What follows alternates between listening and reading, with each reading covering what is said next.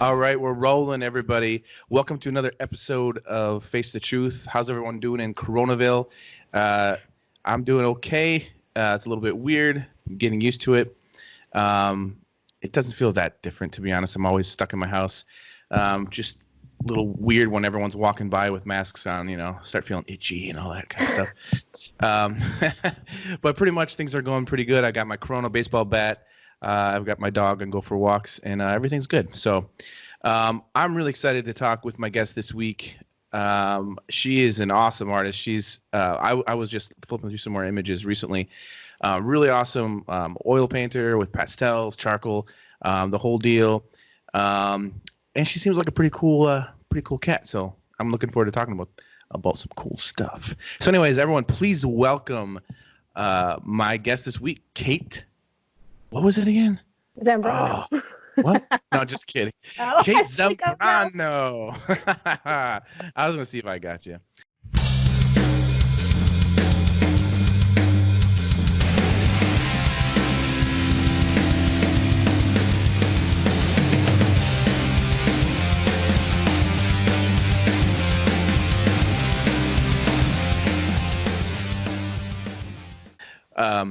So how you doing?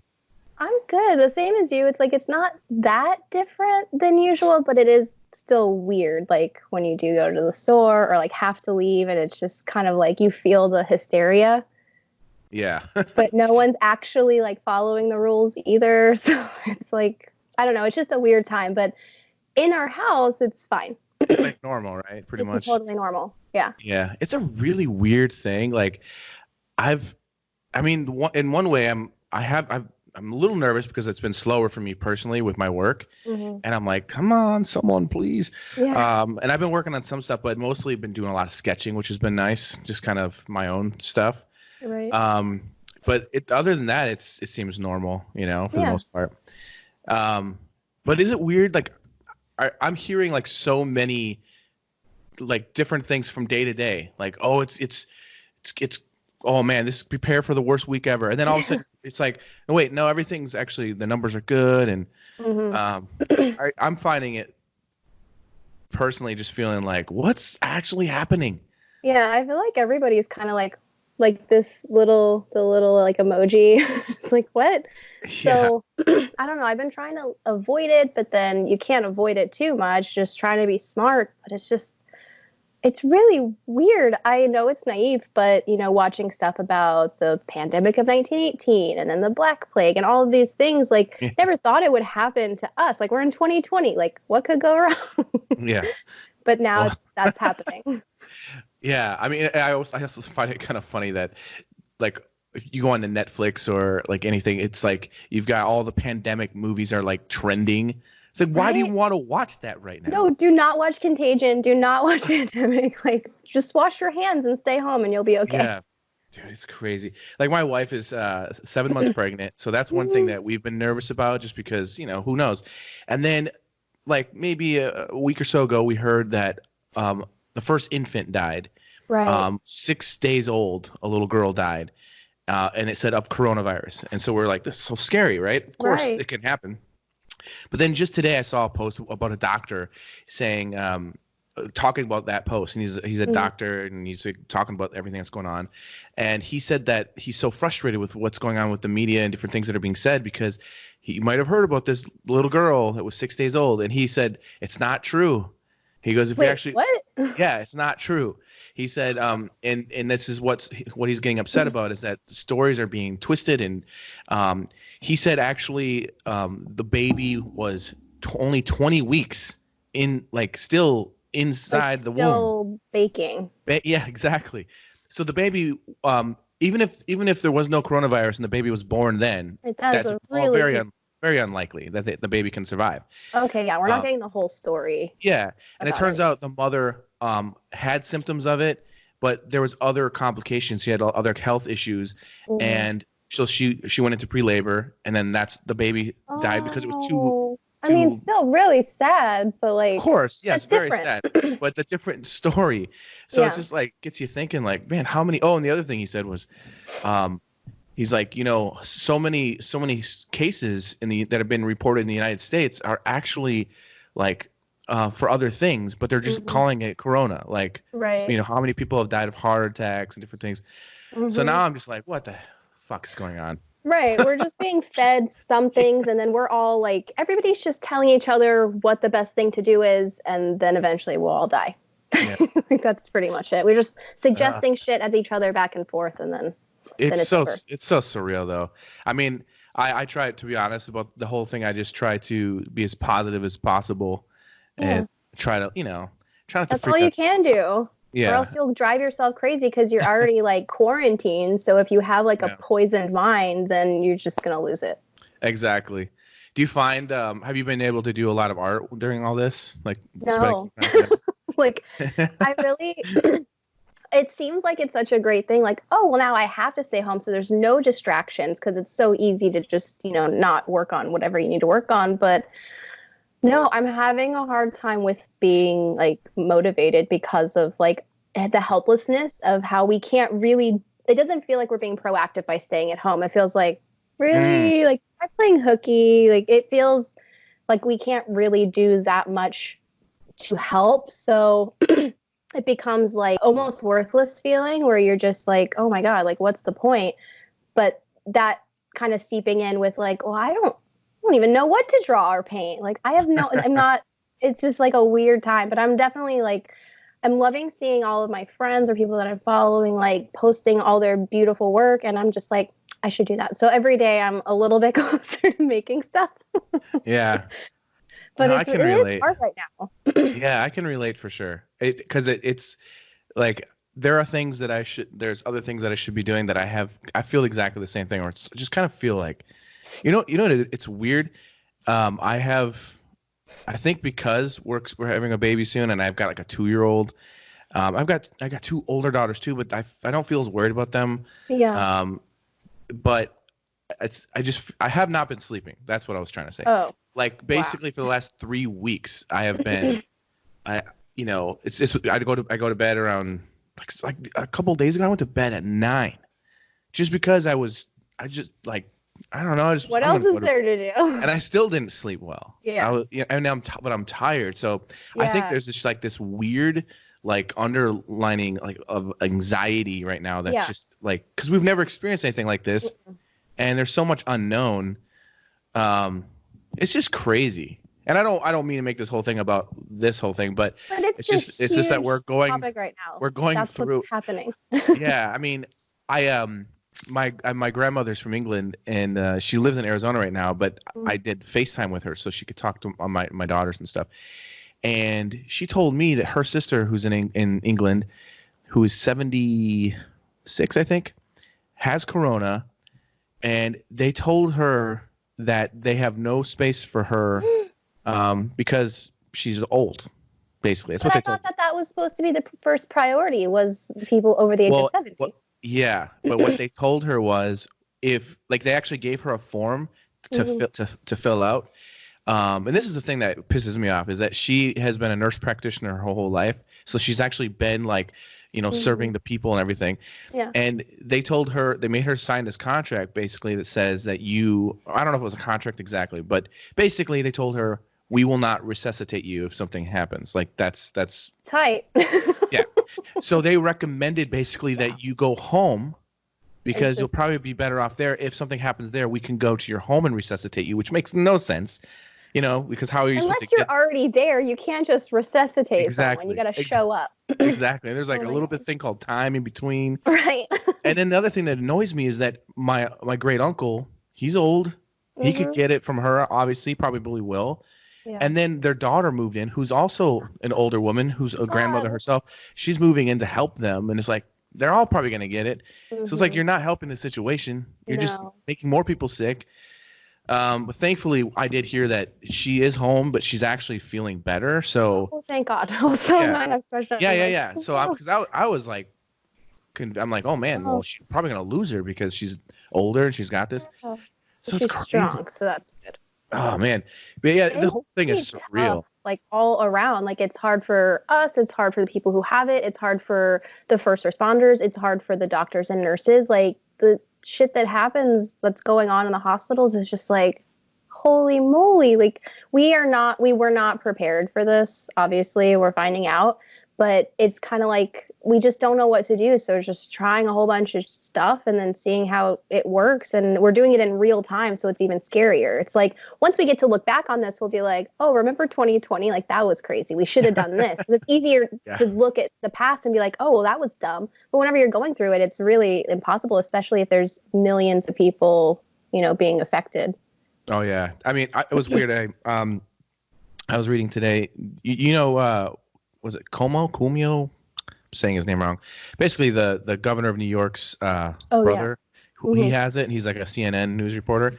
He was reporting today that like a quote from Trump, basically Trump admitting that he knew it was going to be terrible from the very beginning, but he chose not to relay that news because he didn't want there to be, like this havoc.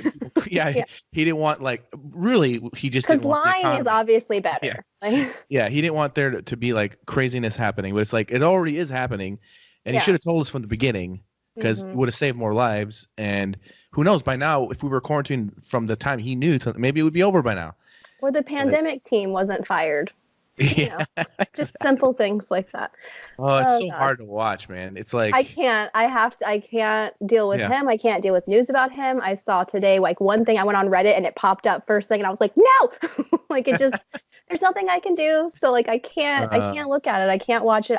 We can only take care of ourselves right now. And like if you're able to help other people, then definitely try to do that. But like it's too much. Like you just think like, oh, well, if we had someone in charge that we could follow and we could trust. But like, I don't know if there's ever been anyone that everybody's felt like they could follow and trust. So it's just like, I don't know. I saw a thing on Reddit and it was like, I think your democracy's broken. Have you tried turning it off and on again?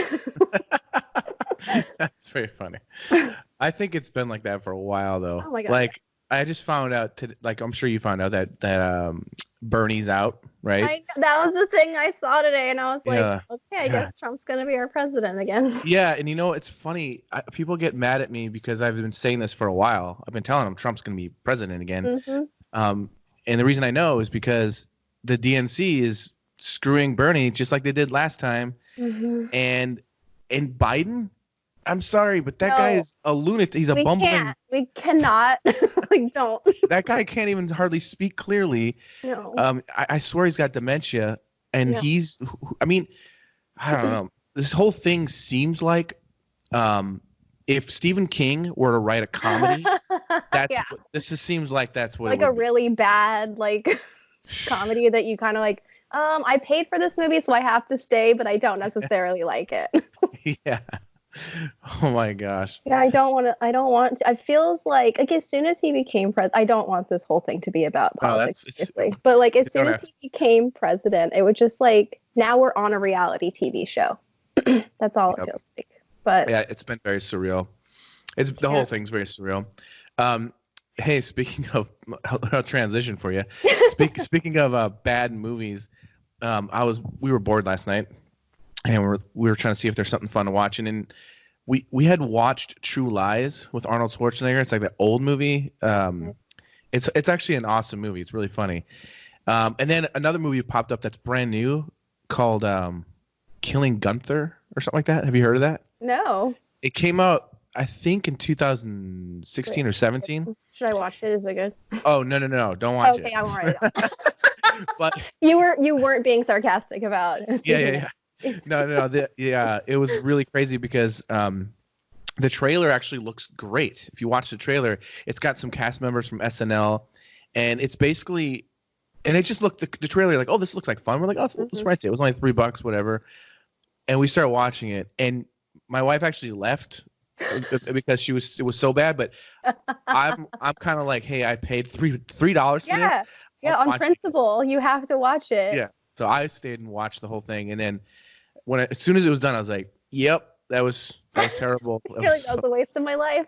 It's a really cool idea though. Like they did it like a documentary style, almost like The Office, but of like hitmen, like basically a bunch of people that are hired to kill people, and Arnold Schwarzenegger is like this guy that's hard to find, and and you've got all these people like trying to kill him and stuff, and so the idea sounds like, oh, this could be fun. Yeah, it's an but Arnold it's movie. just like, oh, it was painful.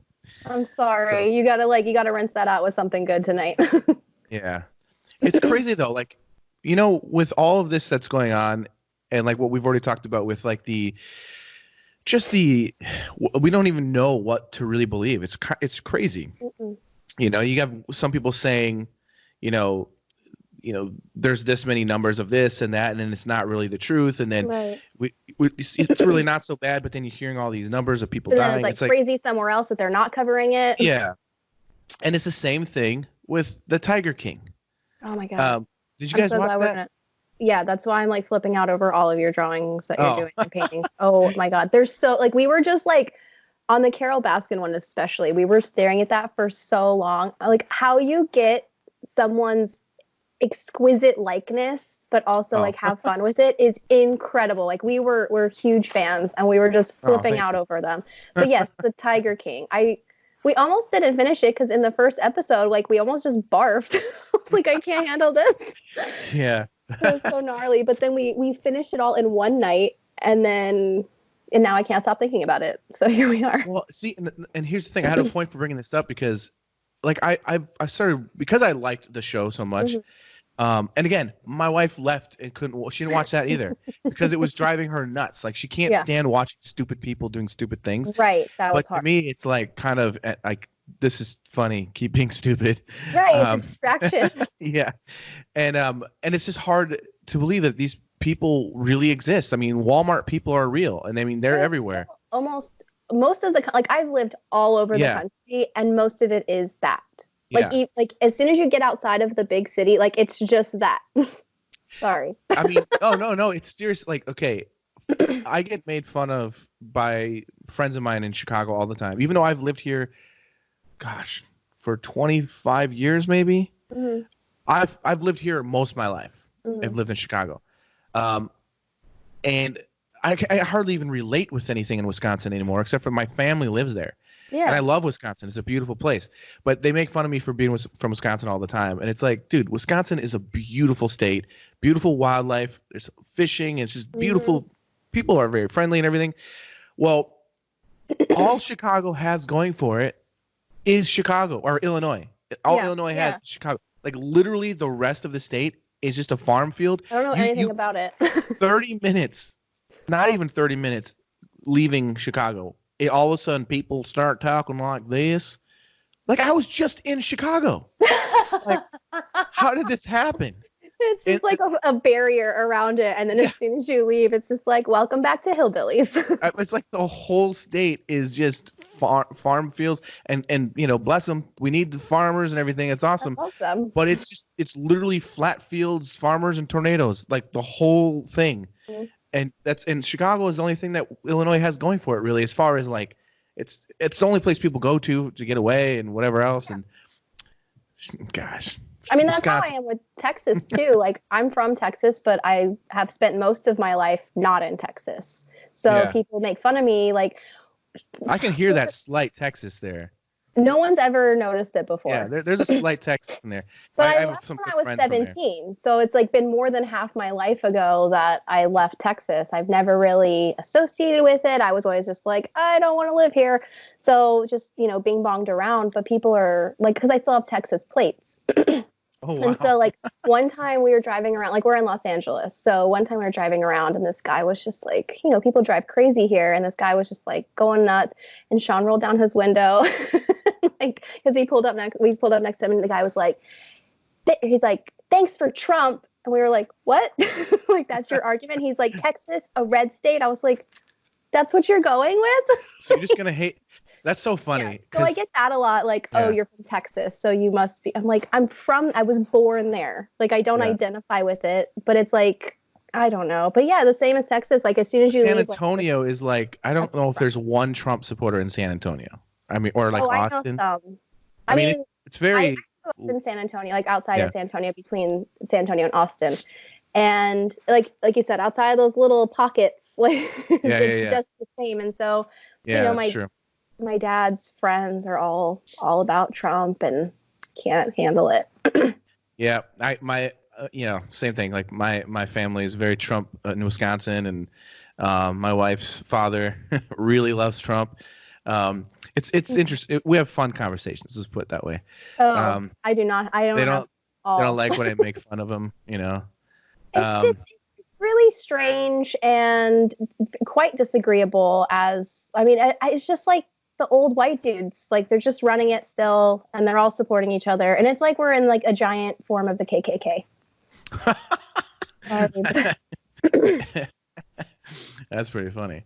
Yeah, I don't know. That's a little extreme, but I get what you're saying. Yeah, for sure. Like a watered down version. Like it's still like men don't have rights. People who aren't older white males, like they don't like they struggle and it's hard and like it I don't want to.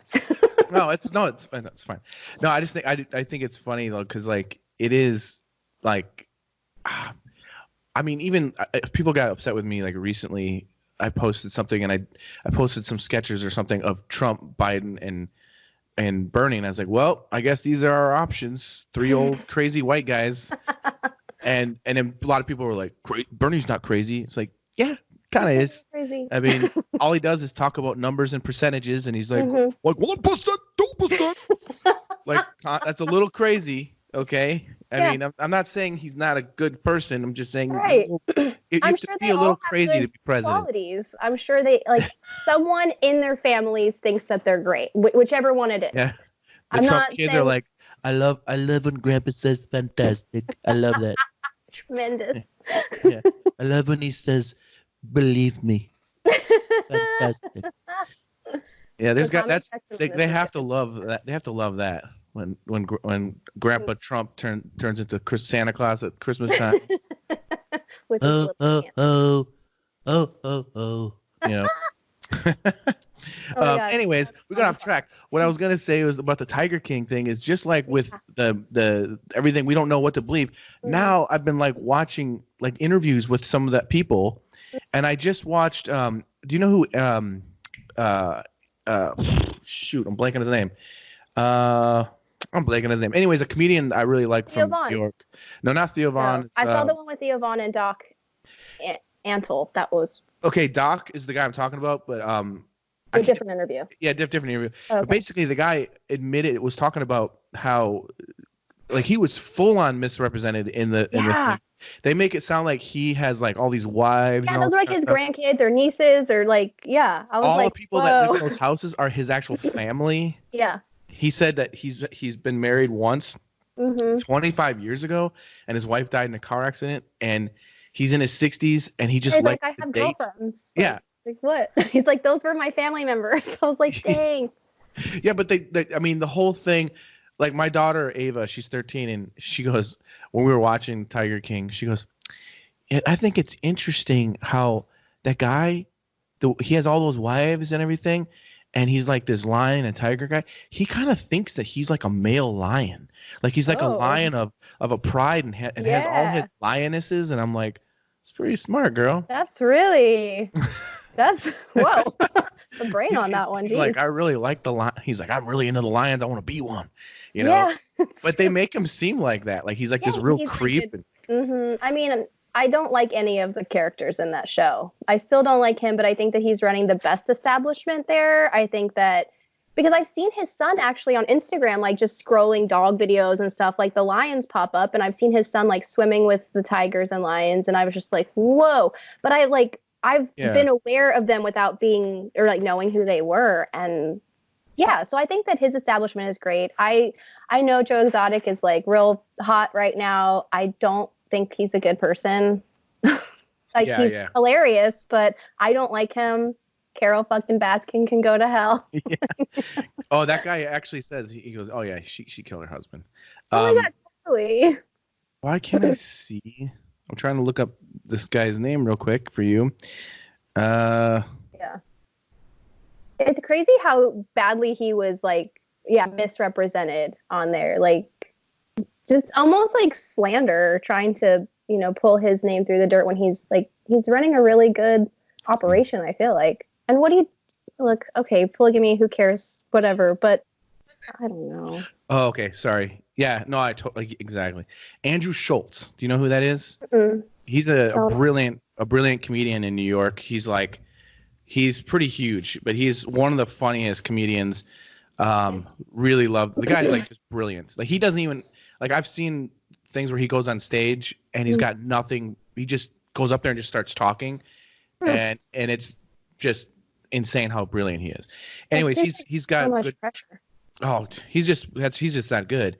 But there's a video he posted, a convo with Doc Antle, and it's an hour long. It's Nice. really, really good. You should listen to it. But I was listening to this other interview. I think it was with Dana. No, not Dana. I always get them confused. Not Dana Carvey. David Spade. I get them confused too. Oh, it's so annoying. I'm not confused by them, but their names. It's the names. Yeah, I know which one's which. It's just like their names. It's too similar. Yeah, it's weird.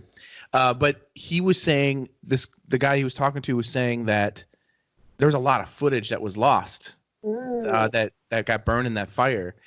And he said he was talking about how bad Joe Exotic is, and like I heard about that racist stuff. Well, and this is after I did the drawing, because someone was like, how could you draw such an evil person? I was like, well, yeah, but it's also like just because I draw someone doesn't mean that like you're not a fan. Like I don't like Carol Baskins, but I had to draw that like look at her. I just had to draw it, It was just fun to draw. It's fun to draw disasters, I think. But I guess he would do crazy things like one of the things they said is so one time he went up to a tiger, perfectly healthy, fine tiger, and just dropped it just because. And he laughed about it, and he was like, he was trying to prove a point, like, you come at me, this is what I do. So he totally would just kill in it, like, for no reason, which is not only is it gross, but it's against the law, of course. And that's one of the reasons why he's in prison. But then another story was this woman couldn't take care of her horse anymore, perfectly healthy, beautiful horse, brought the horse by. They had this all on film, and I was asking if he's got all this extra land. Would you guys want to take the horse and take care of it? You guys got a lot of land. They're, oh sure, yes, we'll totally take care. Perfect home, and they hugged and everything. She was so happy and relieved. And she walked away, and like literally as she drove down the hallway, he put his gun up, killed the horse. Right there. And then he started laughing about it, and then they fed the horse to the tigers.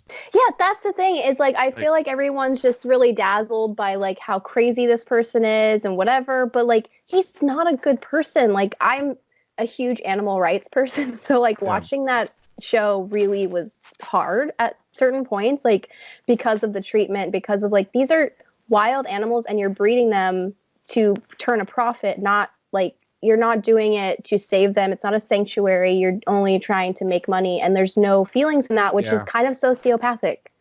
Like, see, and that's why I kind of respect that other guy, the doc guy, a little bit more, because he was saying how, first of all, he said that the information in the documentary is completely wrong. Like he said that the documentary said that there's maybe only 4,000 tigers in the wild and close to 10,000 in the U.S.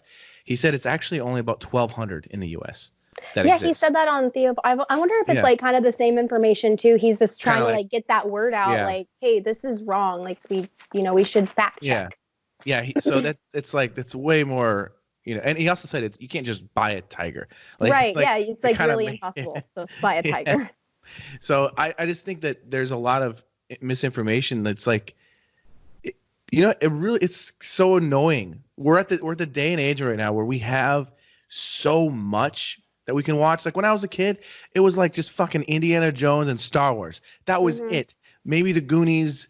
And you couldn't like watch you tape it on a VHS. You couldn't watch it whenever you wanted to because it was like it's in a theater and then it goes away and then you're like, okay. Yeah, and now it's just like we can just watch anything we want. There's so much information, and it just sucks that you really can't trust anything. Like it's just like you don't even know like what's real, what's not real anymore. Yeah.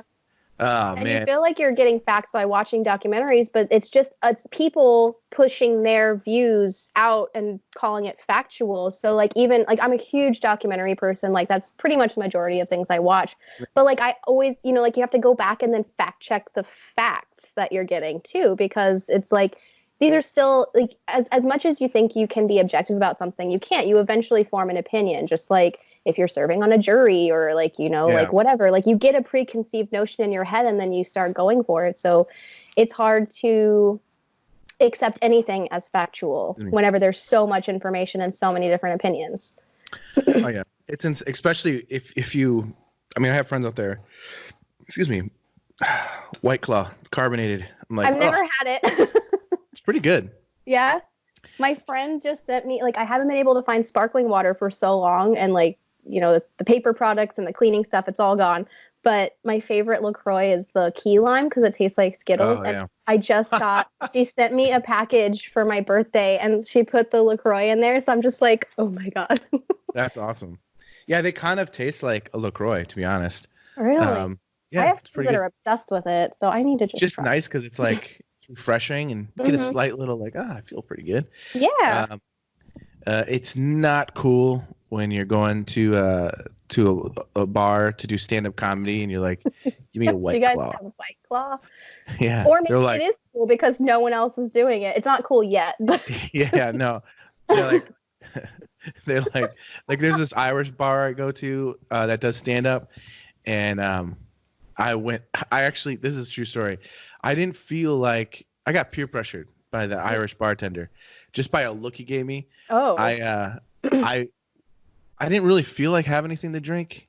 And I don't really like to feel super tipsy if I'm going to do stand up. I want to try to just after I'm done with my stuff, I'll have a drink. Decompress. Yeah. And so, but I feel pressure because you're there and you're like, you feel like you got to get something. Mm-hmm. So I was like, I said, do you have any White Claw? And he goes like that. And I go, just kidding. Give me, I was like, just give me a Guinness. Just give me the bottle of. So I went from 100-calorie can of refreshing sparkle water with a little bit of 5% of alcohol in it to a meal in a cup. Yeah, like a loaf of bread that tastes like pennies.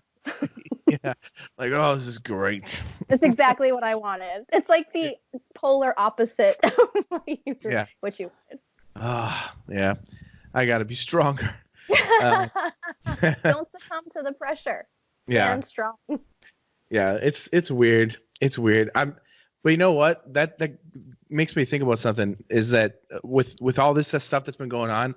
I know you said that you haven't been doing as much drawing and stuff, but do you feel like this is influencing you or changing you in any way because I think so. Of like with even like creatively or ideas?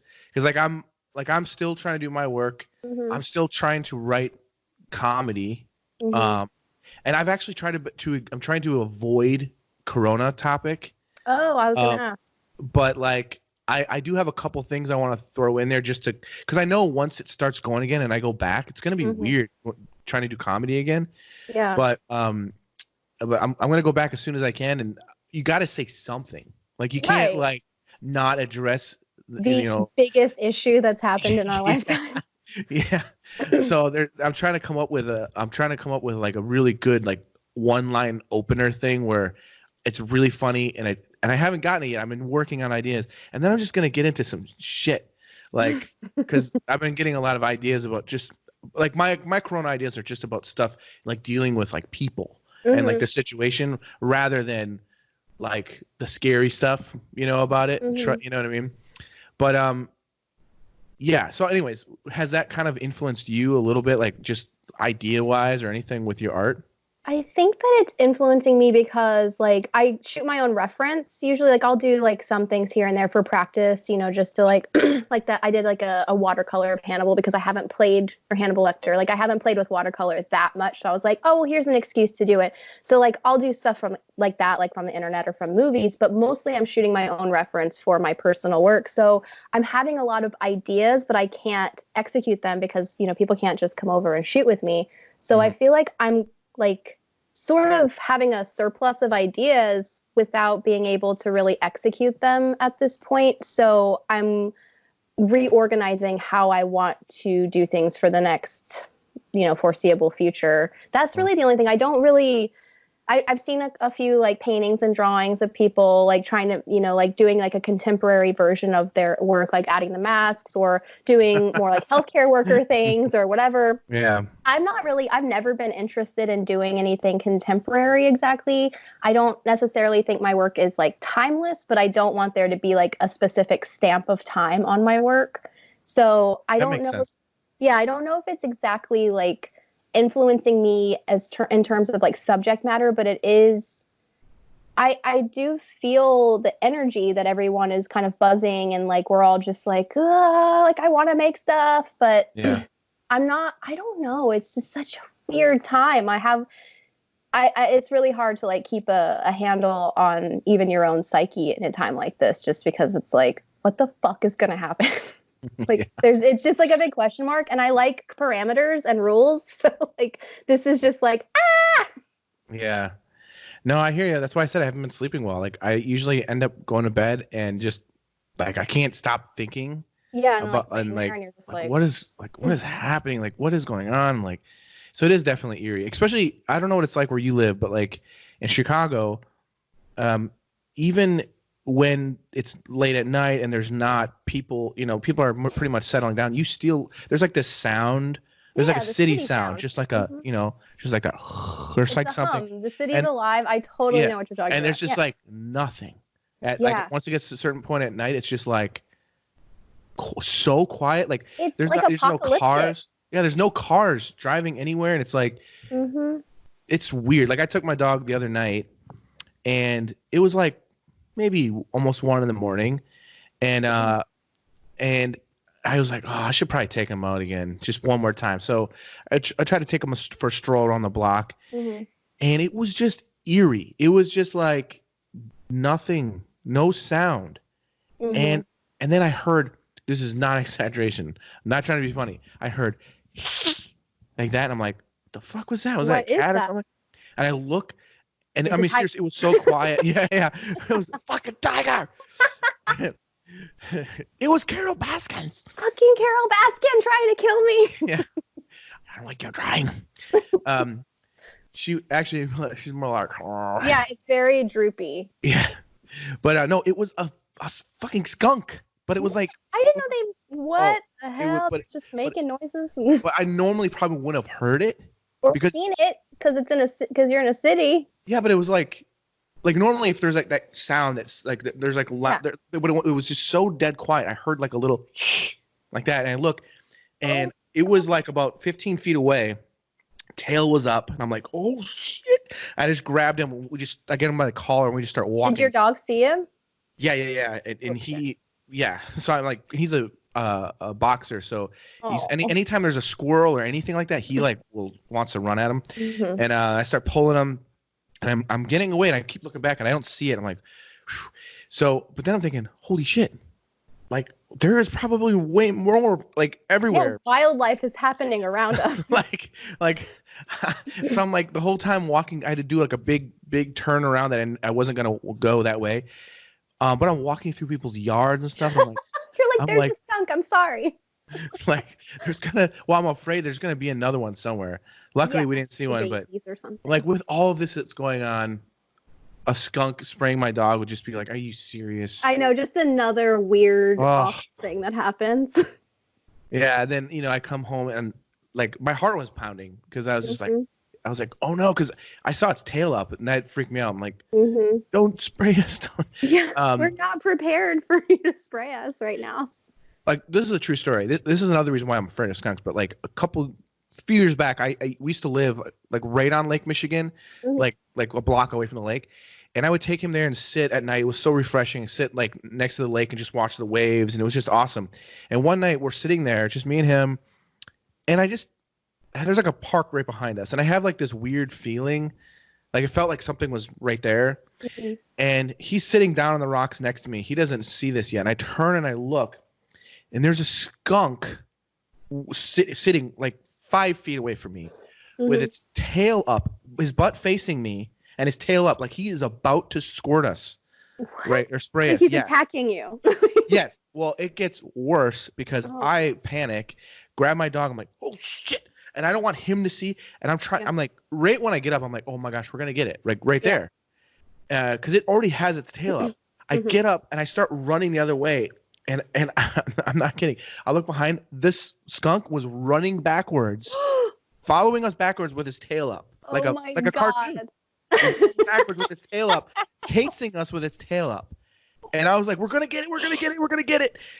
And I'm just running with the dog trying to get him, and he's like looking back and he's like, what? I'm like, just keep going. What is and that? Luckily we didn't get sprayed, but it was one of those things that was like, are you serious right now? It chased me backwards. Like and my wife had one of her friends over, and they were dying laughing because I was like imitating it. I was like going backwards and showing them what it was doing and stuff. But now when I see a skunk, it's terrifying because I'm like, have PTSD. You're like, I'm triggered.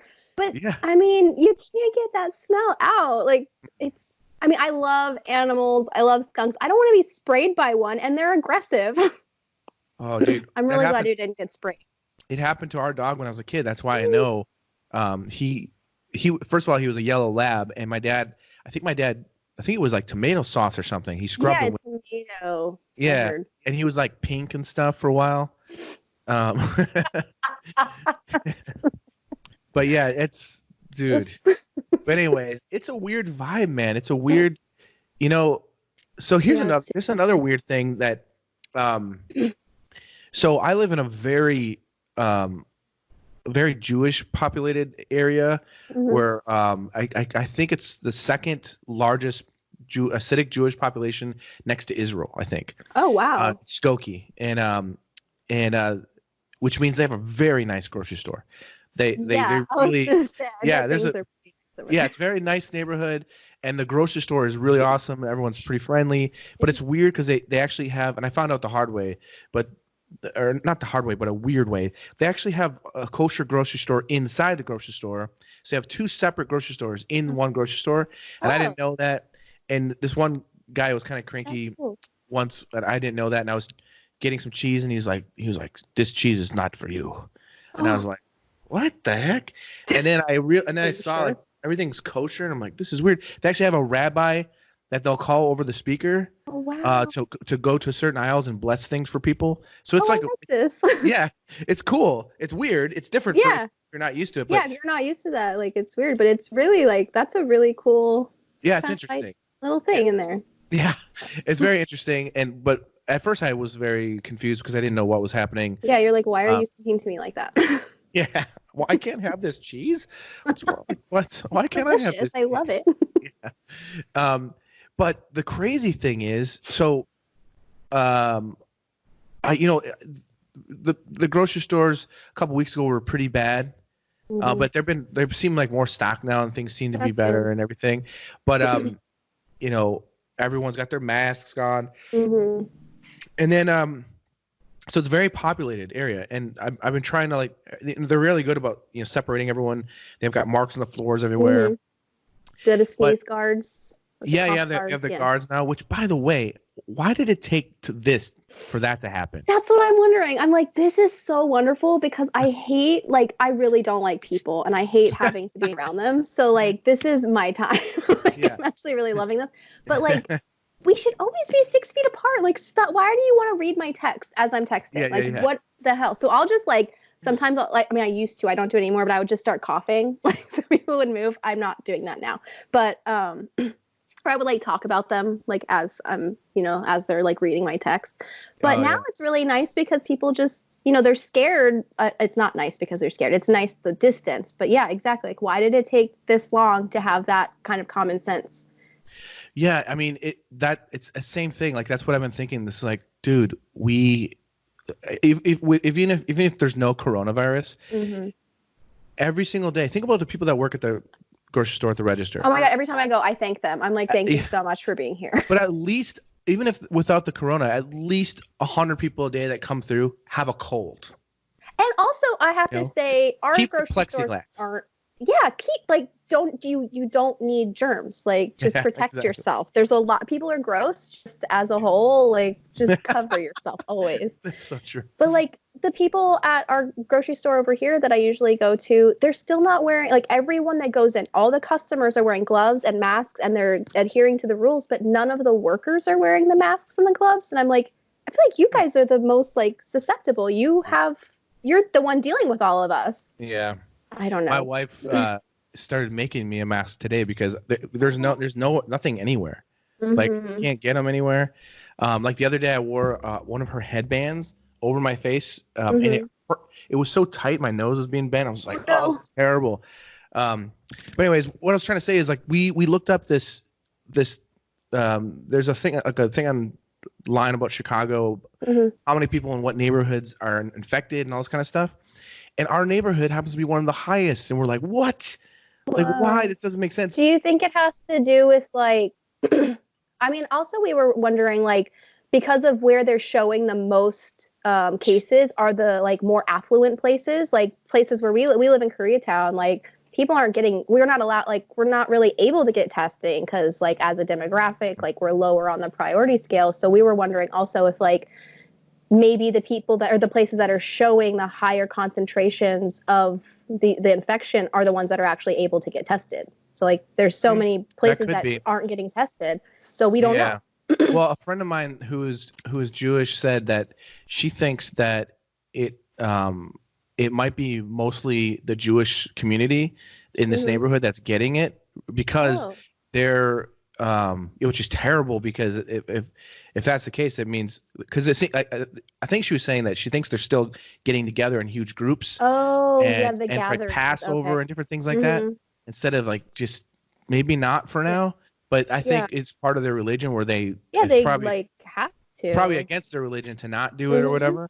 But that's being that So I don't know if that's the case or not. But either way, it was shocking to find. Like just in this neighborhood, how many people are like, so it makes me even more nervous walking around, but of course, like, what's going on? Yeah. The only reason we even have masks is because, Sean does like his knife work and his wood stuff so that he already had the masks. So luckily, like we had those after this, like, I don't know. I wish I could sew because I would love to like, I feel like I would like to be more proactive in that way. Like I would like to use my efforts to like make stuff for helping, but I can't. So that's just something that fell by the wayside. I can't do it. Sorry, everybody. Well, I want to talk. I want to talk a little bit about. I mean, I could talk to you forever. This is fun. I know. But, let's talk about her. Yeah, but like, I want to talk to you about your work and a little bit about your sort of like what, because you've got a very I'm curious about just like your aesthetic too, and just like like what your preferred medium and so on is. But you have a really nice. One thing I like about your work is you've got a really nice. I said it before, aesthetic. I love how you'll lose edges into the background a little bit, and really nice work with like the lighting and the form. But I love that like not everything is defined exactly, and it just makes it feel more alive and everything. And I was just curious, like, what's your sort of like take on that, like your view, like while you're working. Like, how did I acquire that, or like how do I know? Do I plan it? Or just like, I mean, just like what's your, I guess your kind of thinking on your process a little bit. I'm just curious about how you, because you mostly work in oils. No, I mostly work in charcoal, actually. Okay. I love drawing. I love charcoals. I love pastel. That's another thing I was going to say, is a lot of your stuff, like it's hard for me sometimes to tell what it is. Oh, well, thanks. Yeah, like I click on it and I'm like, I thought, like there was one, I think that's recently that it was like with blues. Oh, yeah, that oil painting. And I thought that was like a charcoal drawing when I saw that. Oh, thanks. So it's interesting. It's cool to see you be able to use all those mediums, but you still have that like same kind of feeling, you know? That actually means so much because I feel like my oil paintings don't really reflect, because I love charcoal because I feel like I have a grasp over that medium. Like I don't have complete control over it, of course, but like I feel like I understand it and I know how it works. And oil paintings, I feel almost like I have to make it more completed. Like I think that charcoals are easier to just kind of like leave things unfinished. And I admire people leaving things unfinished or sketchy, like, or, you know, like big, bold brush strokes, like a sergeant hand or something in oil painting. But I'm like, oh man, I paint so thin and I layer things and I like it to be very like rendered. But thank you for saying that they look alike, because I'm always nervous about that. I feel like I can't really translate my charcoals into my oil paintings. So I kind of just like stay in charcoal a lot. Not because I love painting in oil, but I just like, I don't know, I don't have a plan as much for those as I do with charcoal. I feel that I always want the face to look very realistic. I want so badly to capture that person's likeness, whoever they may be. Like that, I'm attracted to that person's whatever it is at the moment. Like something about them is inspiring. I want to like capture that. And then after that, I like to have fun, like especially in the hair or like shoulders or any kind of like figure, anything outside of this. I like to have fun and remind, like I'm not a hyper realist. I just want to remind people that it is a drawing or a painting and whatever. So after I kind of like get this area where I like it, then I start to have more creative freedom and fun. Yeah. No, that makes sense. Yeah. I can see that as well. Like that's, I feel that way a lot more when I do like realistic type portraits. I feel it's important. If I'm allowed to do it my way, like, because a lot of times people want like super, super hyper real and you're just like, why don't you just use a photo or something? Yeah. Like what's the point? Yeah. Why am I here? So like if I'm doing a realistic portrait, I kind of feel like doing like what you said, like if you can kind of leave some kind of a thumbprint a little bit, it's almost like on purpose, like, hey guys, I drew this. Yeah, it's a drawing. Yeah. But it's more exciting that way, you know, it's more fun. I agree. That's why I think your work is so fun and like fresh and amazing, because you manage to get the likeness while still having that like wonderful creative freedom. So like seriously, I'm just staring at them like, because I don't know how to do that kind of stuff. Like I'm self-taught, so I don't have any, like once I find a thing, I sort of stay in it and then I'll like kind of like experiment out a little bit. But it boggles my mind like how you're able to do what you do and still make it like fun and engaging to everyone. Like everyone can find something incredible about whatever portrait that you're doing, but you also have like nailed the likeness. I'm just like, what? Well, thank you. You're talking more like the caricature type stuff? That's more, you know what? It's because obviously like your realism is like on point. Like it is like, that is what it is. It is the thing that you're trying to make it. But like even your caricatures where you're just kind of like having more fun and you can tell like how much fun it is and how good you are at that person's likeness. It's just like, wow. Well, I appreciate that. It's you know what it is? It's more like, for example, the Tiger King sketches that I did. I was trying to go for more fun with those, where I'm not trying to do like this super, super tight rendering or anything like that. It's more about capturing how I was feeling when I was watching it. Like that guy, John, whatever, the guy that's like the meth, he's like, yeah, the teeth.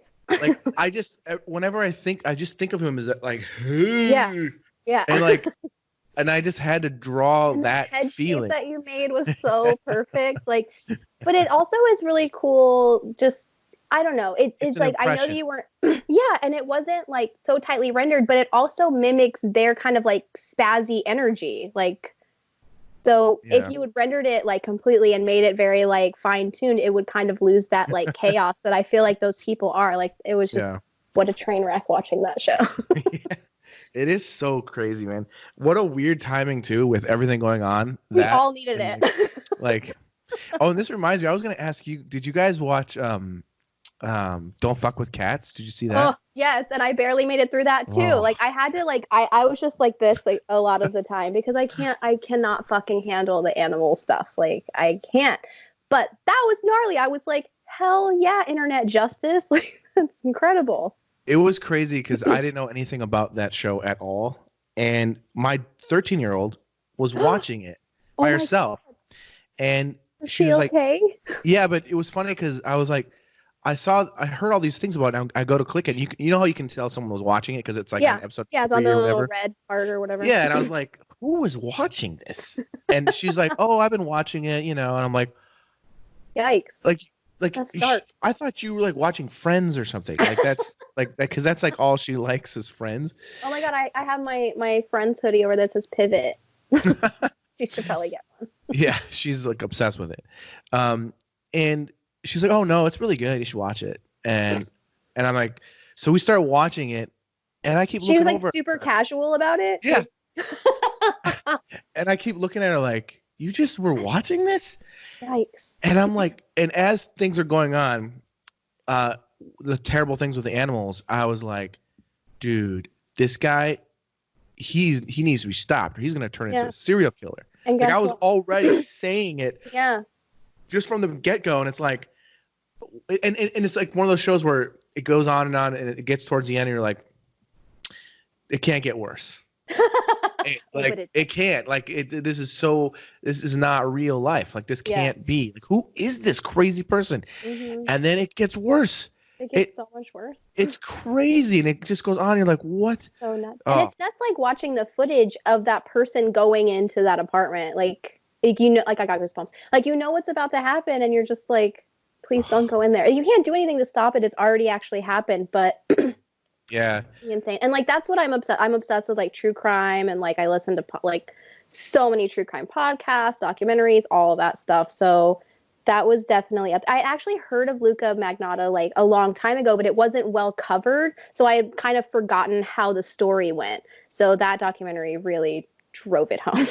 My friend Bobby Chu, who runs Schoolism, he told me that he was neighbors with that guy. Like, what?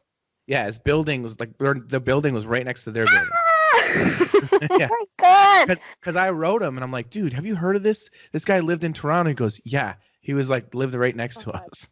Had he'd seen him and stuff? He didn't say he saw him, but he was just like, yeah, he lived right next to us. It's like, holy crap, that's kind of crazy. Yeah. Ew, weird. So cute. Yeah, that's crazy. I actually, it's funny. My brother is like, what's with all this Tiger King crap? And I told him about it, and he started watching. He's like, what the heck? He's like, this is crazy. And then I told him, I said, you want to see something crazy? Watch, Don't Fuck with Cats. And that I personally think if people are jonesing for like a binging thing, that one to me is like even more like intense, and it's really dark. Yeah, it's really dark, but it like I mean, like it's funny because the Tiger King one, like I really almost, even though I sat and I watched the whole thing, I kind of feel like that whole documentary could have been put into 2 hours. I agree. I think there was a lot of filler. Stretched it so long. Mm-hmm. My favorite thing, we can move on in a second because I wanted to ask you a couple more questions. But my favorite moment was, and I literally, like the whole time I'm watching this, vocally out of me, maybe you'll hear, huh? Like, no. Like, what the heck? Like, stuff like that. Yeah. The one part of the whole series where there was a verbal, ha!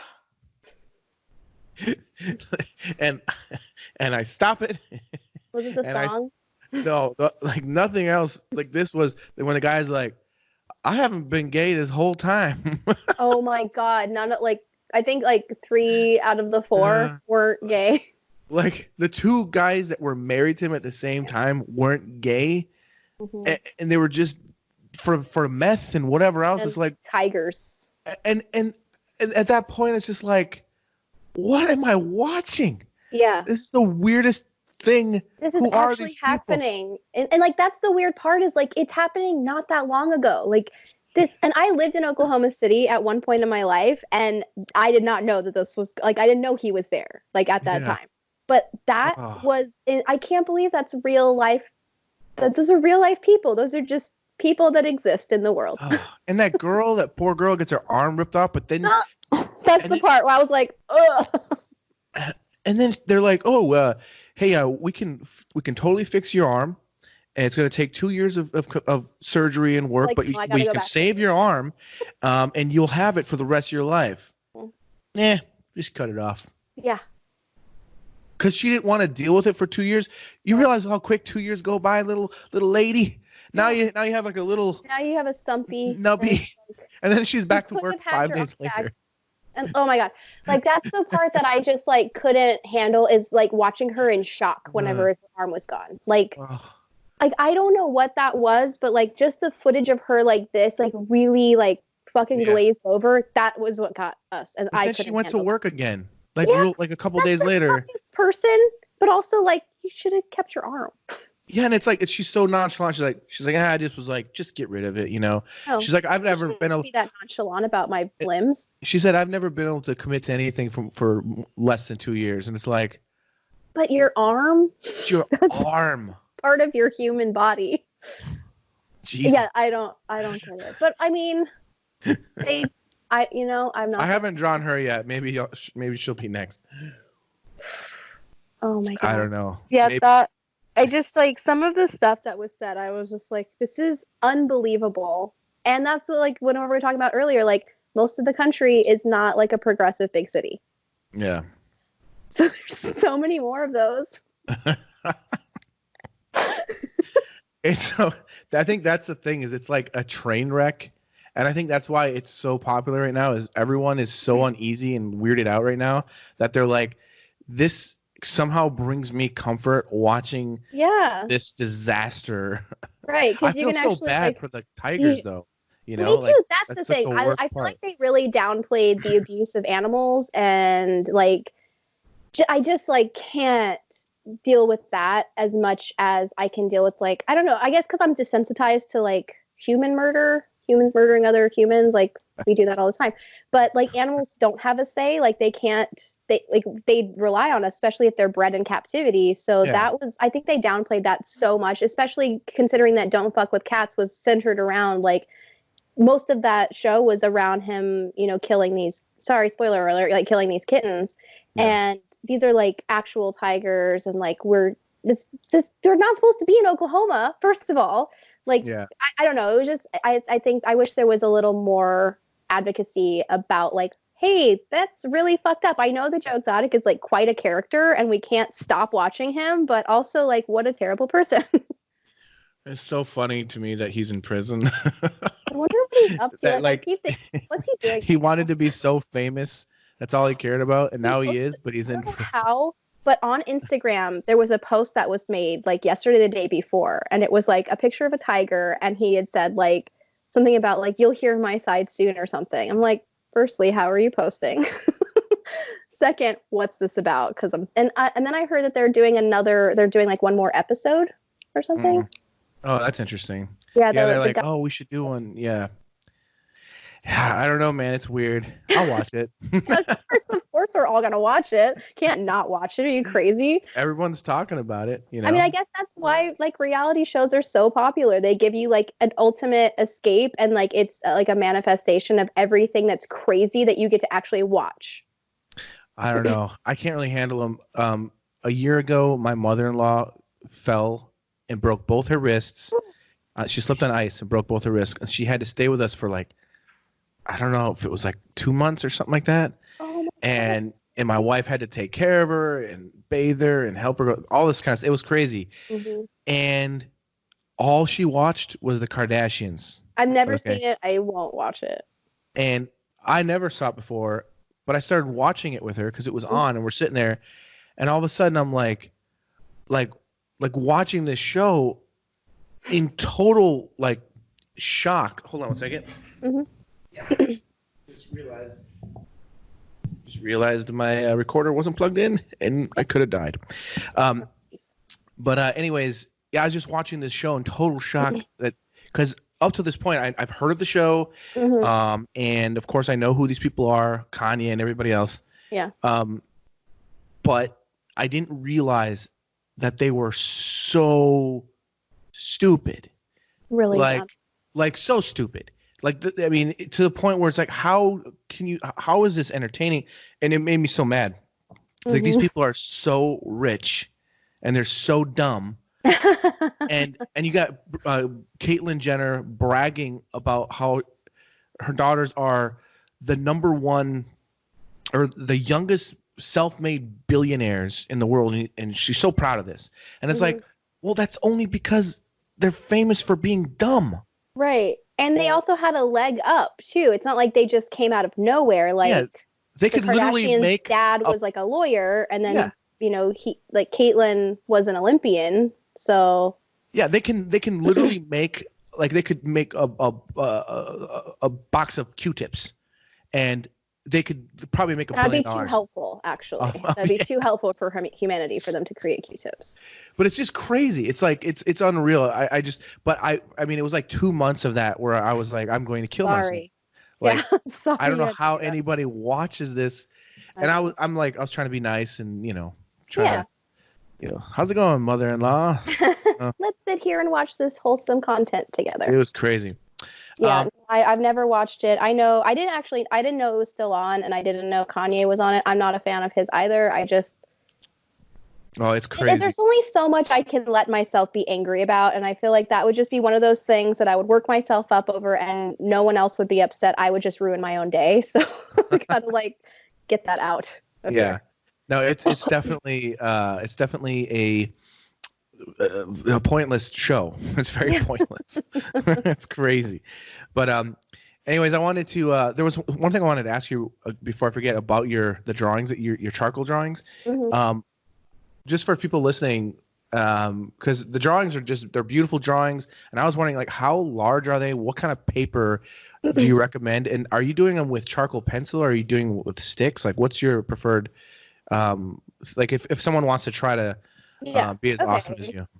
I would say thank you. That's very nice. I would say toned paper. I always use toned paper unless it's commissioned and it's specifically asked for something on white paper.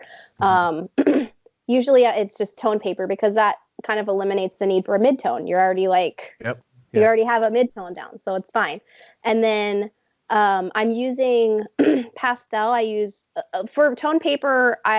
You can tone your own, and you can use coffee or tea or walnut crystals or whatever you can find around to tone your own paper.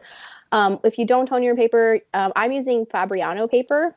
It's really, really nice. It's got a really nice absorbency where the charcoal really can sit in the paper instead of using Bristol where it kind of comes off. It's too smooth, but it doesn't have a huge tooth where it's watercolor paper and very textured. So Fabriano is really nice. I usually use their gray toned. They have sand color, and then they have a moss color and a sea color. But then let's see what else. I was using the Strathmore before that because it's just an easy 9x12 sketchbook size. So most of the portraits would be on there. Most of my things are portrait size, between 9x12 and then 20x20. And there are some larger scale drawings, which 30x30 or something like that. But those are, more commission based or for shows. I don't show in galleries anymore, but those would be for that or, personal work. But they're not large. They're not huge. They're not some of the, I think there's one girl I'm thinking of. She's does these really amazing large scale portraits in charcoal, and they're enormous. But I'm just that would. Oh, I think I know what you're talking about. Yeah, I was oh my God, because I blend a lot with my hands. I'd be I wouldn't have any fingerprints left. I would probably start to bleed. But so I start with so I'm on the tone paper. So I start by powdering pastel. I use Sennelier white and black pastel, and I just make little piles, a black and then a white. And then I take a Trekell bristle brush, and I just start with the lights, and I kind of build out a general form where the lights are, and then carve into it with an eraser. Then I'll go in with the darks with the brush, and then I'll start defining with the charcoal pencil. Now, so this is something I've been curious about. So you're talking about with the brush. So is it it's a powder that you're? Yeah, I powder it on sandpaper, or you don't even have to have sandpaper. You can just do a spare bit of paper, and you just mark the pastel to where there's a little pile of loose pastel, and then you dip your brush into it, twirl it. Don't slam it because you'll ruin your brush. Yeah. Just twirl it into the the powdered pastel, and then you can transfer over to the paper. And you just kind of like almost paint with, in a way, you like layer. Yeah, you're like kind of, but I'm really scrubbing it. Honestly, if you're gonna try this, anybody that's listening, use a bristle brush. Do not use a soft brush because it's not going to adhere to the paper, and you really have to scrub it in. And the more you scrub it in, the harder you press, the more it's gonna look airbrushy, which is totally like a weird concept. But like anytime I've taught workshops and people like they think that the supply list is like a suggestion instead of like, please buy the bristle brush. Yeah. They end up with like, they can't like blend it well, or like these things won't go according to, they'll just be really frustrated and it'll leave streaks and all that. But like the bristle brush, push really hard, just keep going and scrub it in, and it'll make it look really airbrushy. And also dry pastel. Don't use oil pastel. Yeah. That's a good one. So, and is that mostly how you do most of the rendering? Is that way, that technique? Because it's interesting because I've never tried that technique before. I've seen people online doing that, and I'm like, what is that? And it's just interesting for me. Like, I definitely want to try that sometime. I used to, I mean, when I was in art school, I did tons of those drawings, but it was always just charcoal pencils, like like a couple blacks and some white and tone paper. My favorite was actually working on like a sienna colored paper with like burnt sienna and white. It's just like beautiful. Like you get really cool techniques when you get that white just like popping. It's awesome. Yeah, the white like really just makes it go like bam. Yeah, it's really fun. But yeah, and you get some. That's really cool too when you're doing like a sienna paper, when you mix like the white charcoal with the sienna, and it gives like this really natural flesh tone. That's really cool. Yeah. But that's interesting with because I used to just build up with the pencils. I never even heard of that technique until like a couple years ago. I started seeing. I think that same person you were talking about. I mean, at least could be. There's so many people probably doing it, but I saw someone doing these giant, crazy giant things with a brush. I'm like, what are they doing? It covers a lot of area in a shorter amount of time, because like we're all just trying to get there quicker. And like I feel personally, if I can do a lot of the majority of things quickly, then I can spend time on like that fun stuff, like eyelashes and highlights and like all the like stuff that we want to work on anyway.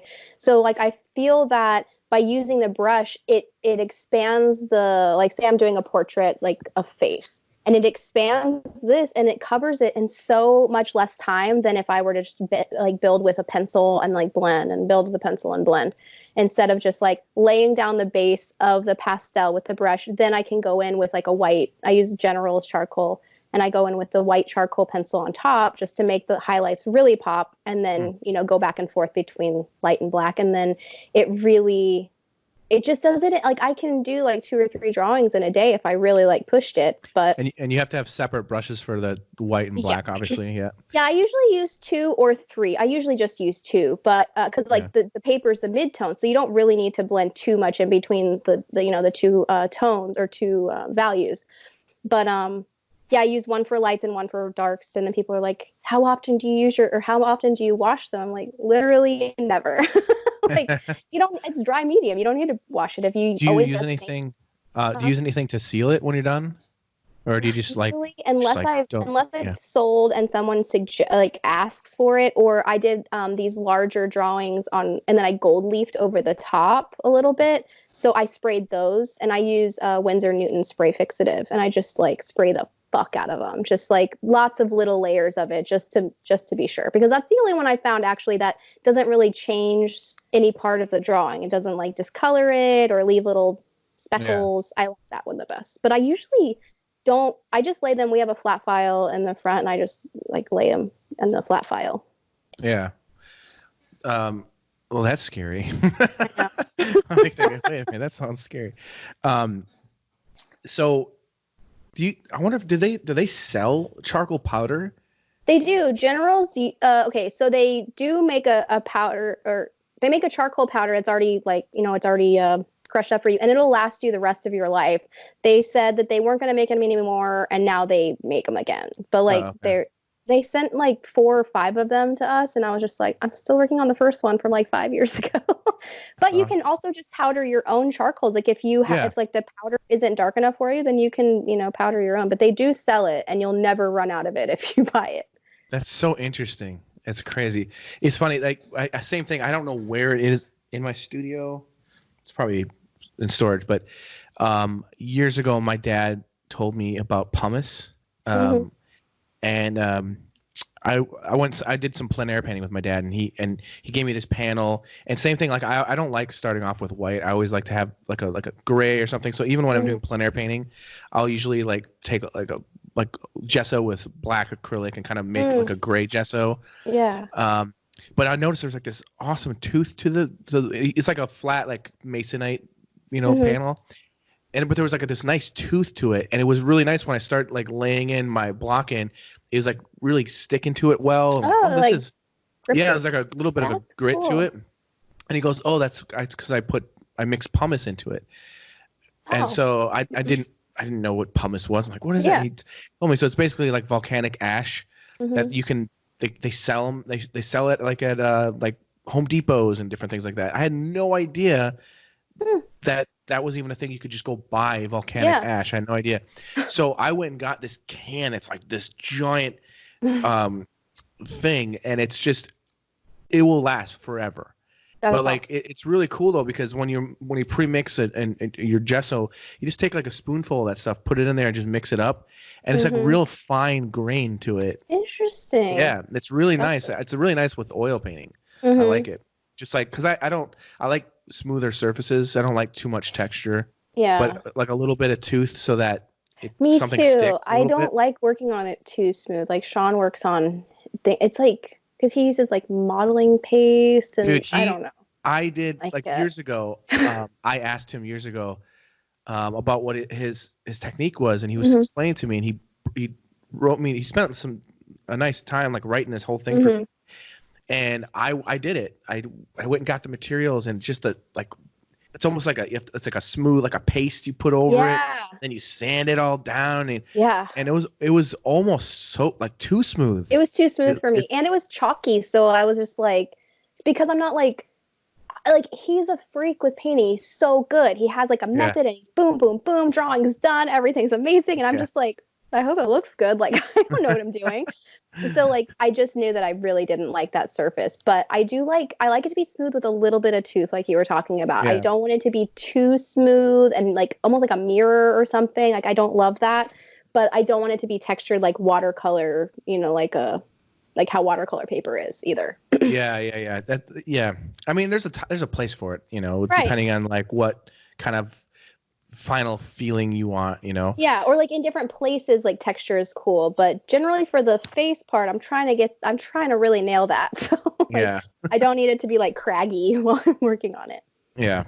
Do you have any? I've got a question I want to play for you in just a minute. Someone sent in an audio question, but for real quick before we get onto that, for portraits and stuff, do you have like a preferred, like how do you approach drawing the face? Like do you like, as far as, are you just like straight up just like measuring everything out, or do you just start freehand, like you just start drawing? Yeah, I don't measure anything. I don't really know how to measure stuff. I'm bouncing back and forth so much between like looking at the subject, whether it's a live model or a photo reference. I spend very little amount of time focusing on the reference and more time looking at, my drawing or painting or whatever, just because I feel like our brains are a lot more photographic than we give it credit for. And so I feel like also if I'm looking too much at the subject, I'm going to get lost and things aren't going to add up. So I'm not measuring as much as I am just putting things in relation to each other, which I guess is like a form of measuring. Depending on like what the angle of the face is, of course, like if it's like this, like who knows? I don't even know where to start there. We're just going to go for it. But like I usually am trying to focus mostly on like the eyes and nose. I feel like if you get like right here, it will make more sense. And like even no matter what angle, if it's 3/4, if it's like straight on, if they're looking down, if you can get this part, this little T, then that's going to be the most likeness. I don't put anything around the face. I don't like loop it in and like section it, because I feel like my drawing is going to move a little bit. Like it might not stay as small as I want. It might not be as large as I originally intended. So I like to give myself a little bit of a break, like so I don't feel so closed in. Like basically what I say like during my workshops is that like this is the most non-committal way of drawing where you just kind of like sneak up on it and then you're done. And like at every layer you can feel like you could walk away at any layer and feel like, okay, that looks like that thing that I was trying to make it look like. So I don't have a measurement method. It's mostly just kind of basing things in relationship to each other. So at a certain point, you got to like commit to one thing and then that'll kind of like fall into place. Well, yeah. Like, and if you get the eyes and the nose, like as close as possible, then you can kind of just base the rest of the measurements off of that. Yeah. And so like that is like a really challenging place, but if you give it too much energy of like, oh my God, it's so hard, then of course it's going to be harder, you know, because you're already like bogged down by it. But that's why like applying it with the brush and staying really loose at first and then like sneaking up on it. Like I don't put any lines at first. I don't put anything. Like sometimes if it's a lighter gray toned paper, I'll put like mechanical pencil and just kind of like shade in like a little bit of parameters. But if it's like the dark gray Canson paper where it's just like really deep and dark, you can't see a mechanical pencil. So I'll just do it straight in with like the pastel and then you erase out with like a kneaded eraser. Yeah. I use this. I got sent this like a mechanical eraser. It's like, you know, you just and the eraser comes out. So I've been using that a lot just for more like, you know, perfection-y type of things. Yeah. But for me, I feel like that has been something I've like stumbled upon in, I guess, 9 years now of drawing that makes me feel the most comfortable without really committing to something too quickly. Like there's nothing worse than like having this beautifully rendered and perfect eye and then you're like, shit, it's in the wrong place. Like, and now you're sentimental and you don't want to erase it and you're just like, well, I guess I have to set this on fire. I've done that before. Me too. It's cathartic. Like, oh man, I've even done it to like this is how anal I have been about this sort of thing is even in a digital drawing where I can just lasso the eye and move it like it used to in the back when I was in the good old days, like just a few years ago. I was like such a like, gosh, like I don't know, like I was so crazy, I guess I would say, because I would be like, no, erase it and draw over. Yeah, and then I'm having a hard time with like, that right now, actually. What am I doing? Like, if I'm doing it digitally, just like move it up. Why waste time? But you're a purist. Yeah, that's the word I was thinking. Like, but now it's like, now I'm like, well, it's stupid. Like everything with me right now is about time. So it's like, I drew a great eye. It needs to go up just a little bit. I'm not gonna erase it and redraw it. Right, you got it. Yeah, it's like, but I've dealt with that before. I'm like, yeah. No. It's so funny. Like I just started. I've never done anything digitally before. Like I know a little bit of Photoshop, and that's because of years and years of like trying to scour and figure it out myself. And it was so much work to just figure out the bare minimum of Photoshop that I know that like Procreate, I was like, I can't handle Procreate. Like there's no way in hell. And so I had to use it for a job I just got. And I was like, because I didn't want to have to keep drawing this fucking face like 9,000 times for all these illustration edits. And I'm not an illustrator, but like I borrowed Sean's iPad in Procreate and I did it. And then I was like, oh, this is fun. But it was just like, it's just a face chart for a makeup company. So it's not even like fun stuff. So I was like, okay, I'm going to play with this iPad. I'm going to get into Procreate. And I started this like painting on there, like a self-portrait. Cause I was like, well, I have myself ready. Yeah. So I'll just do this. And I put something in the wrong place and I could lasso it, but I'm in the same thing where I'm just like, I should have been able to, like, it's my face.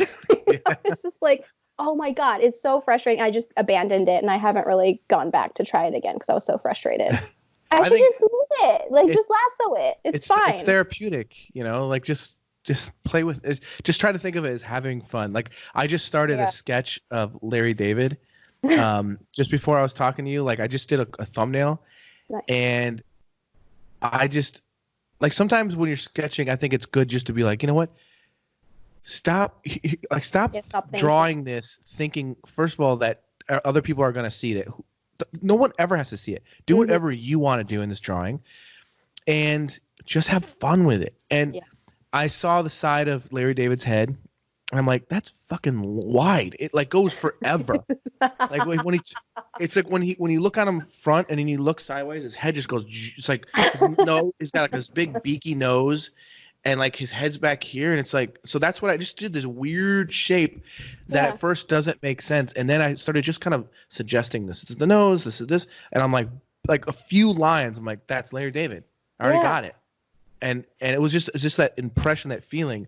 Yeah, you just stop thinking and just just have fun. Yeah, I have a hard time doing that because I've been like doing art for people for so long that it's hard to like you said, like no one has to see it if you don't want them to. Like you're in complete control of what you show people, so it's tough.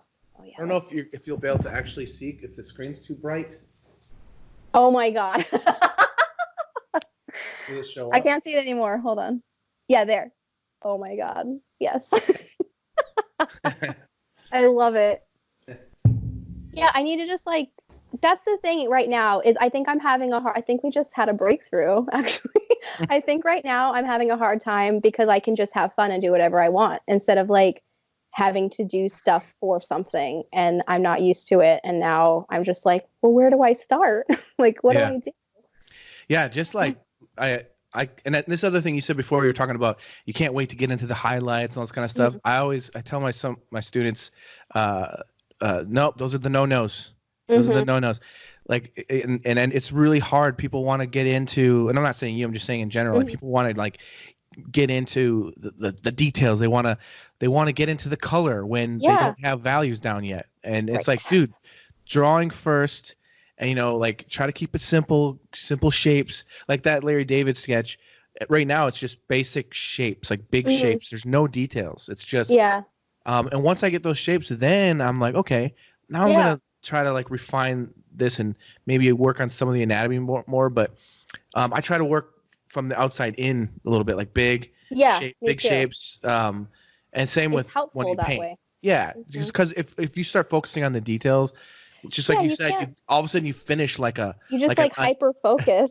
Yeah, it's like, oh my gosh, I just spent all this time rendering the nose, but it's in the wrong place. Yeah, exactly. And like you can't like decorate your house and like shop at Pier 1 before you build the house. Like you gotta like have a foundation of like, you need to have those block-ins of like general things, and then you can start like chiseling it and then define it because you're less sentimental and you'll be able to move things more and like get them right. Because we're all just trying to find the likeness. We're all moving things the whole time. Like, oh no, this isn't there, and then this is there, and then as soon as you find it, then you put in like the fun stuff. And once like you get there, you could, it's a completed piece, but we can't get there until we have the foundation of value and drawing accuracy and placement and all that stuff. And I think that people like get so excited, and me too. That's why I start with the lights. I love that shit. But it's like I'm trying to make it gratifying at the same time. Well, see, that's sculpting though. Yeah. Like that's like, I think like doing charcoal stuff and painting is very similar because you're basically you're building your form out of light, what light is creating. Right. And so it's just shapes of light value, midtones, dark values. And so like I think that's actually a really fun way to like work on stuff is I'll do that a lot. Like even with that Carol Baskins thing, that one started really dark, and I actually just started by blocking in shapes of light. Oh, cool. And that's how it started, and then it just starts to develop. Did you tone your like whenever you started? Do you tone like the background? I always do it like a gray. Okay. I mean with my iPad, I haven't done too many color studies on it, mostly because I'm just having so much fun playing with it. Yeah. And it's mostly just for practice, and like I feel like one of the most important things to practice is value. So I do a lot of value paintings. Just like because you could probably like just hammer it out super quickly too, an iPad. Yeah. And it's fun. It's like, like within like 10 minutes, you're like, oh my gosh, this face is coming out of the screen now. It's like, it's just fun. Like, and I think that if we, that's one thing that I love about digital painting is it allows you to kind of, I kind of explain sometimes to people that it feels like the Matrix a little bit. Like you remember that scene where she doesn't know how to fly a helicopter. And then she does all of a sudden. Then they program it into her, and all of a sudden she knows how to fly it. And that's how digital painting feels to me. Like you can do things so much quicker and experiment so, in a way where you can basically learn how not to do things way quicker. Right. Like you can make way more mistakes quicker, but learn how to fix them quicker. And then when you go back to working traditionally, you're like, oh, okay, I learned this. Yeah. And then I think it flips. Like you can learn a lot when you're painting traditionally and then bring that back to the painting, Yeah, that's a good point. I've been asking Sean a lot because he's been using iPad for different jobs and then just like playing around and like what he learns. And, like I might not understand it because I'm not like, I am such a hands-on type of learner. Like information given to me, I'm just like, but unless I'm doing it, it's really like a want. So like, as like he's working and like telling me like what he's learning and stuff. And it just seems like such a useful tool to practice, no pressure, learn, and then you can utilize it later. Like there's nothing bad about that. And there's no like materials wasted. Like you didn't waste your time setting up your whole oil painting thing, or that is such a drag to set up. Yeah. I was just talking with my friend Grigor the other day about the same thing, because someone was asking him like, what's the thing what do you love and what do you hate about oil painting? And he's like, well, I think cleanup is probably the worst part. God, it sucks. I know. Like, because I don't want to set it up and I don't want to take it down. So I'm just like, I'll just draw, because all my charcoal, it's just pencils. It's fine. That's so much easier. But even that, I'm like, I don't want to sit there right now. It's crazy. Like with Sean's iPad drawings, there's so many times where I see them and I just assumed that it was like an oil painting or something. Like he's got that down too, where it's hard to tell what medium. And I think that's exactly where you want to be, Exactly. Yeah. That's what I try to do. It's hard. It's really hard to do that. But there's so many, like, there's just endless possibilities in Procreate too. So it becomes a little overwhelming for me because I'm like, what do I don't know where to start. Like, at least in my house, like we have so many art supplies, but I know what I'm comfortable with and I know like what each thing does. And now it's kind of like that experimenting time where I'm not sure. And I'm just stubbornly like, I don't want to learn another medium right now, but it's not the same as like whenever I tried to learn Photoshop. It's definitely so much easier and it does make so much more sense. Like he was always just like, you would have a lot of fun. Like it's not like Photoshop. And I'm like, whatever, dude. It's probably exactly like that. And then I started using it. I was like, the syrup brush is amazing. I'm just like geeking out over it now. It's fun. It's fun to play with. I actually got my wife one for Christmas a year ago, and she's an oil painter, but nice. Since she had the baby, excuse me, she hasn't gotten to do much painting. I'm sure. So I got her the iPad, and now she's been playing around, and she does some pretty awesome stuff on it. Like, oh, that's awesome. But she was like the same thing. Like she's like, I don't know, digital, whatever. Sorry, I keep getting weird messages popping up with my thing. From Carol Baskin. Yeah. I hate you. I have a question for you from Juan Gastelum. And I think that's who it was from. Yeah, it is who it's from. And just before, I don't understand this question. So let's see if you do. If not, we'll just be like, hey, thanks for the question. So here's the question. Hello, Kate. In the context of alternate realities, oh boy, how is or from what type of reality? Was that it? Wait, hold on. Let me try it again. It sounds like a heavy question. It started with alternate realities. Hello, Kate. In the context of alternate realities, how is or from what type of reality? What? I feel like part of it didn't get. Yeah, I have a feeling that it's only 9 seconds, so I think somehow his question got cut off. Yeah. Oh so man, sorry about that. It's going to be a heavy one too. Yeah. I'm curious. Someone help. I really want to know what the question is. I'm very curious as well because I feel like I need to get 5 first. Yeah. I don't think. Yeah, that seems like. I mean, maybe it got cut off. Yeah, I feel like he was just getting started with the question, and maybe it got cut off. Maybe I could play it on my iPad, but it'd be the same thing, I think. Anyways, well, sorry about that. Sorry, Juan.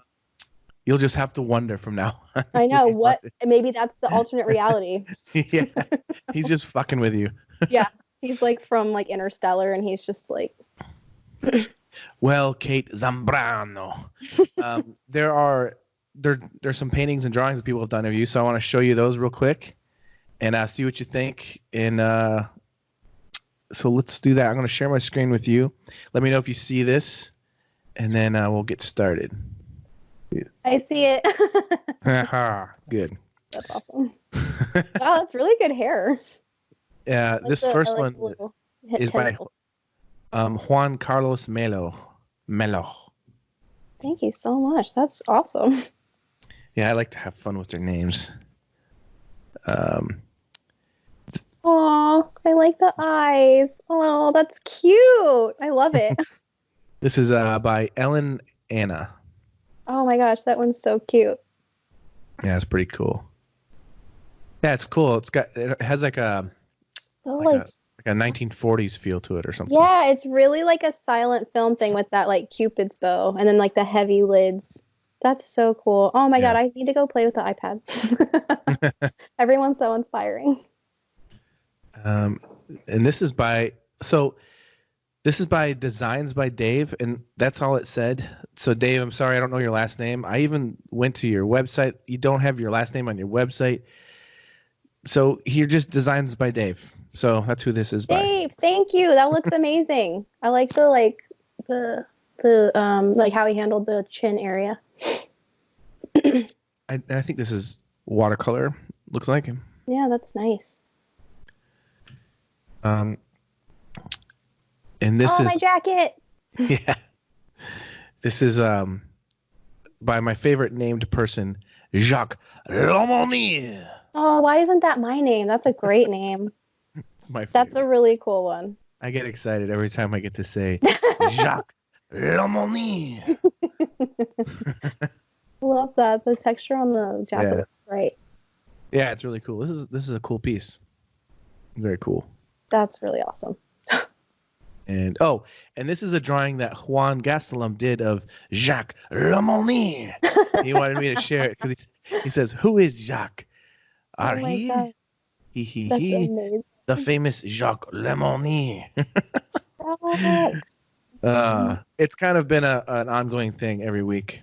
I say his name. Does it get more and more like elaborate? Yeah, it gets crazy. Yeah. That's awesome. Oh my God, that's so cool. I love what you do, like having everybody do the drawings and stuff. That is so cool. Oh my God, it's Zeus. Yeah, this is by I'll try to do it with his name.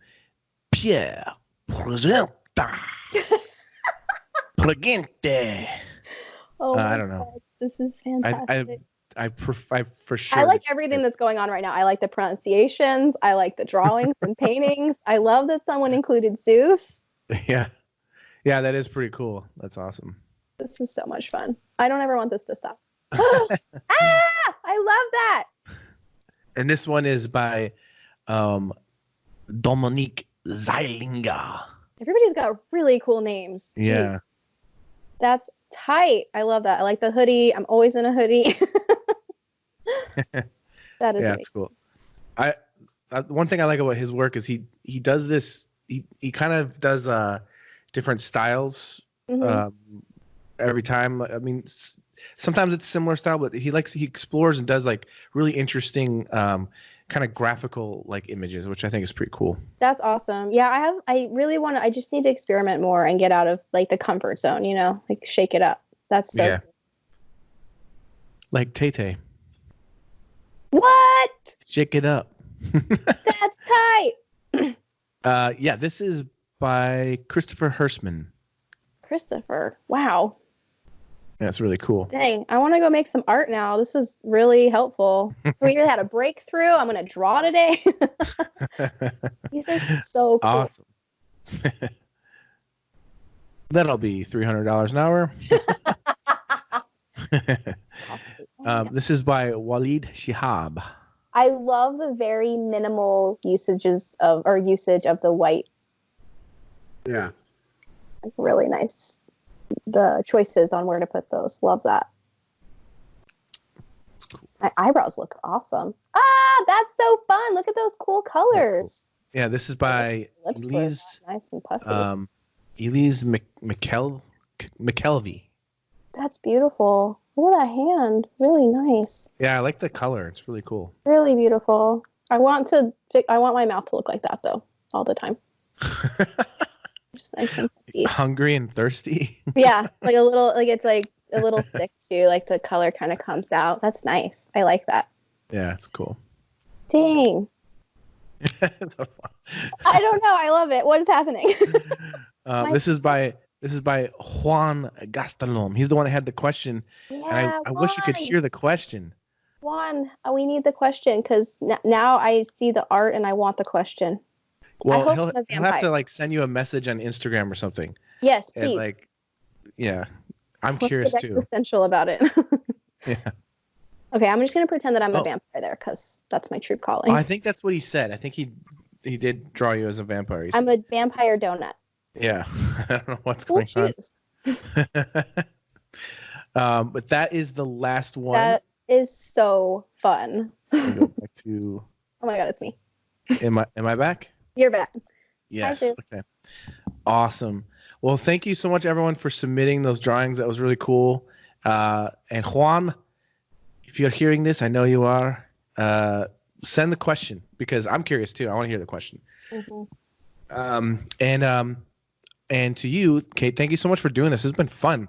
This was so much fun. Yeah, this was good. This was a good talk. We covered lots of stuff. We covered a lot, and then like also very little. I think that's the way it should be. I think that's what's fun. That's what I like about this. I like, my favorite way to do this is to, I want it to just be a real conversation. And the whole idea of this podcast is to have artists talking to each other and hopefully inspiring and entertaining other artists that are out there, And, I've known Sean for years, but never talked to him in person, or not even in person, but on my podcast was the first time we ever talked. Like, holy shit, I didn't know that. Yeah, and it was really cool because we've been friends online for a long time, but I never gotten to meet him yet in person. So it was really cool, and it just, and I like that when you can just talk with someone, and I think as artists we just automatically feel connected. And I've never talked to you before, but I feel like I've known you for a long time. So this has been a great conversation and a good time, and it's been fun. Yeah, this was great. I love your podcast. I love what you're doing. And it's so cool to like see everybody's drawings too. Like that is such a cool touch. And now I'm just like such a fan of everybody. And it helps me because now I get to go be inspired to draw. So it's like a win-win-win for me. I'll send you your $300 on Venmo later. Okay.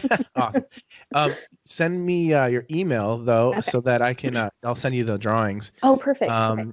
And anything before we go real quick that you want to like share, promote, anything coming up? Or I know things are a little bit, not really. Well, you do workshops from time to time. I do workshops. They mostly got canceled. Rome just officially was canceled recently. So it's kind of slow. We're migrating towards like online mentorships and like online stuff. We do have the classes through No Wave, so those are actually like 15% off through, I don't know, if you look on their site, like you can find it. But we, like Sean and I both have online workshops from No Wave. It's NOHWAVE academy.com.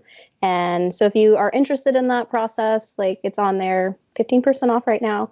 And I just started with my business partner, Neil. We started a nonprofit, but now there's not going to be workshops. So like the nonprofit's on hold, but once it gets kicked off again, we have a nonprofit for the low-income urban youth in Los Angeles, and they get a free scholarship or like a whole scholarship to attend professional workshops, and they get all of their supplies given to them. So it's really cool. We've done 2 workshops with them so far. Sean did one and I did one, and it's been really amazing. So that's kind of like what I was living for, and then this all happened. So eventually it'll get back to there and we'll kick it off and have some fun with it. But other than that, I don't have anything going on. Just trying not to get coronavirus. Yeah. Or spread it if I have it. This is it's like this episode is like a beautiful essay with an intro. A body paragraph and wrap it up. The conclusion. Tiger King, Corona and Tiger King. Yeah. It's beautiful. Thank you so much. This has been so much fun. Thank you. What's your Instagram again for everybody to follow? Just at Kate Zambrano. There you go. Everyone check that out. Follow that. Check out all her stuff. It's really awesome. And thank you so much for doing this. We'll definitely have to do it again sometime. It was awesome. Yeah, thank you. All right. Have a good day and stay safe. You too. don't be walking around your neighborhood. Just wear your mask. Don't cough on people. Don't sneeze on them. Wear your mask. Yeah. You want answers? The truth shall set you free. I think I'm entitled. You want answers? I want the truth. You can't handle the truth.